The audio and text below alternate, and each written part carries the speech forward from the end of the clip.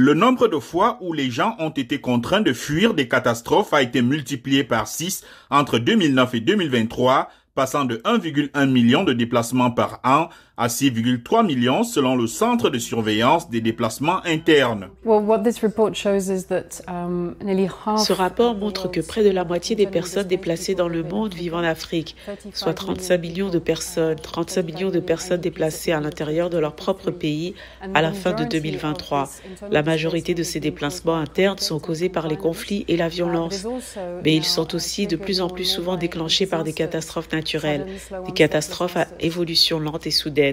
Les inondations ont déclenché plus de 3/4 de ces mouvements, tandis que les sécheresses ont représenté 11% supplémentaires, selon le rapport qui note que la majorité des 35 millions de personnes déplacées en Afrique vivent dans 5 pays seulement, à savoir le Soudan, la République démocratique du Congo, la Somalie, l'Éthiopie et le Nigeria. La raison principale est que le conflit et la violence qui sont à l'origine de ces migrations internes provoquent des schémas cycliques de déplacement.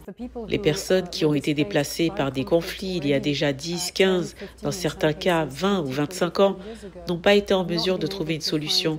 Elles n'ont pas pu rentrer chez elles dans certains cas, en particulier dans les endroits qui sont touchés par des vagues de conflits prolongés.